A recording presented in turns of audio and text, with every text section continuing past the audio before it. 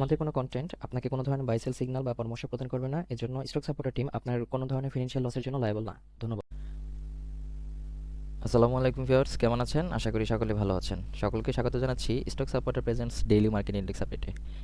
আজ 6 জানুয়ারি 2026। আজকে market 1.26 point কমে 4953.61 পয়েন্টে এসে ক্লোজ হয়েছে, যার ভলিউম হয়েছে 16.08 ক্রোড়, ভ্যালু 454.69 ক্রোড় এবং ট্রেড হয়েছে 1,45,960টি। মার্কেট ট্রেন্ডে আজকে আপ ট্রেন্ডে আছে 108টি স্টক, ডাউন ট্রেন্ডে 227টি এবং নিউট্রালে আছে 26টি। Market sentiment neutral. Top stock গেনের আছে GQ Ballpen, Techno Drugs, Baraka Power, Fortune Shoes. অন্যদিকে টপ স্টক লুজার আছে Peoples Leasing, Apollo Ispat, First Finance, Premier leasing.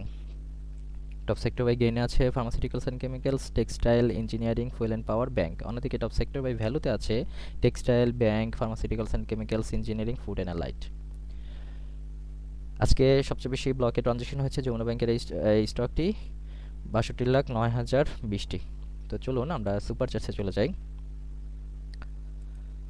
আজকে মার্কেট কিন্তু যেহেতু 1 পয়েন্ট এদিক সেদিক হয়েছে এবং মার্কেটে আজকে বড় ধরনের কিন্তু একটা পজিটিভনেস আসছে এবং যেই 30টা স্টকের আপনার ব্যাপারে যে নিউজটা আসছে তার কারণে কিন্তু মার্কেটে একটা ইফেক্ট পড়েছে।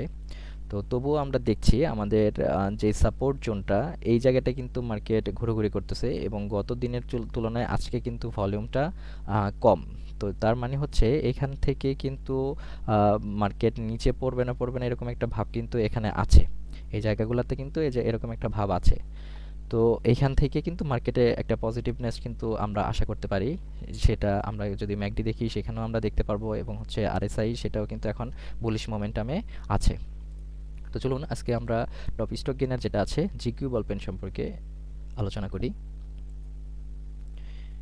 জিকিউ বলপেনটি দেখেন গত জুলাই মাসে যেখানে 160-এর আশেপাশে ছিল সেটা কিন্তু আপনার 29 সেপ্টেম্বরে সবচেয়ে হাইয়েস্ট যেটা ছিল সেখানে 599 পর্যন্ত কিন্তু গিয়ে ক্লোজ হয়েছে এবং আমরা যদি দেখি এটা বার ক্যান্ডেলে দেখি তাহলে দেখব যে আমার 618 পর্যন্ত কিন্তু টাকা উঠেছিল এই স্টকটির দাম।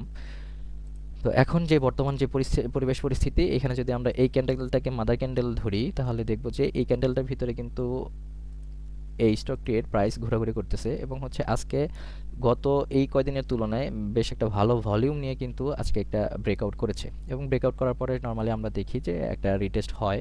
তো এই রিটেস্টটা যদি হয় তাহলে আমাদের এই জায়গাটাতে গিয়ে আমার কিন্তু এই যে এটার যে হাইস্ট ছিল যেটা হচ্ছে 468 এবং 468তে কিন্তু আসার একটা সম্ভাবনা আছে এবং এর পরে যদি যায় তাহলে কিন্তু আমাদের এই পজিশনটাতে যেটা 523-24 এই কাছাকাছি এই জায়গাটাতে কিন্তু একটা ভালো ধরনের রেজিস্ট্যান্স পাবে এবং যদি সেই রেজিস্ট্যান্সটা যদি ওভারকাম করতে পারে তাহলে দেখা যাচ্ছে যে এখানে আমার 600-এর উপরে কিন্তু স্টকটি প্রাইস চলে যেতে পারে যদি ভলিউম এই পরিমাণ ভলিউমগুলা যদি আমরা পাই, যেখানে আপনার 1 লাখের উপরে এই এই ভলিউমগুলো কিন্তু 1 লাখের উপরে বা 1 লাখের কিন্তু কাছাকাছি, আর সেই তুলনায় আজকে কিন্তু ভলিউম মাত্র 38,000।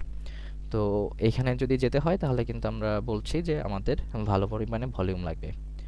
তো সবাই ভালো থাকুন আর আপনারা আপনাদের মতো করে আমাদেরকে রিকোয়েস্ট করেন যে কোন স্টকটি সম্পর্কে আমরা আলোচনা করতে পারি। তো সবাই ভালো থাকুন। আসসালামু আলাইকুম।